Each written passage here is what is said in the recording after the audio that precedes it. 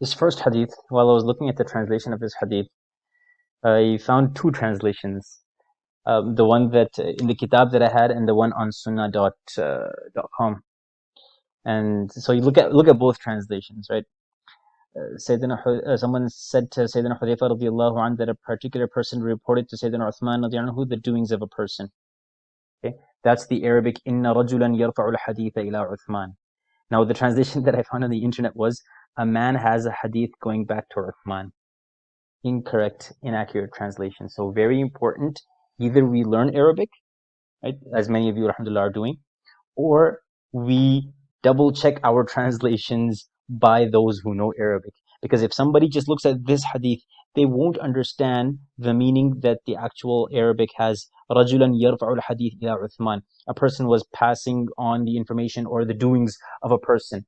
So basically, he was passing on the gossip of somebody to Sayyidina Uthman radiallahu anhu.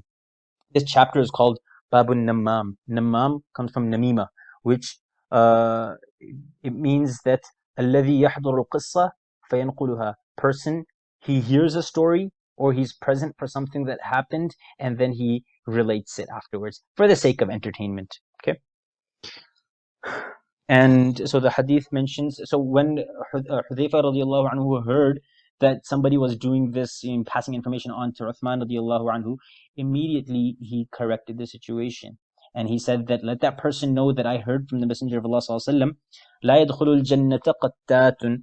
قتات is الذي يتسمع من حيث لا يعلم به ثم ينقل ما سمعه. He hears from where he shouldn't have heard. Basically, it wasn't public knowledge, that the information that he gained. It was privileged information. And once he gained it, then he narrated whatever, or he related whatever he heard. Okay. And it's also mentioned in a way that you're doing it ala wajh al-isha'a wal fasad, to just pass out the information, intending wickedness. Now, a question comes: what if there is an actual Islamic or like a dini benefit to this? Like there's a benefit to society. So Imam Nawawi explains: هذا كله إذا لم يكن في النقل مصلحة شرعية كإنقاذ رجل عن خديعة أحد. To warn a person that this person is a treacherous person. For example, a buddy of yours is entering into a partnership, and you have heard information about the person who he wants to enter into a partnership. That person is not a genuine, upright individual. Now, would it be right for you to pass on that information? Yes, it would be right for you, because you have no ill intentions at that time. Your intentions are noble and genuine. You want to protect somebody from loss. You want to protect somebody from khasara, from khusran, from destruction. So nothing wrong in that.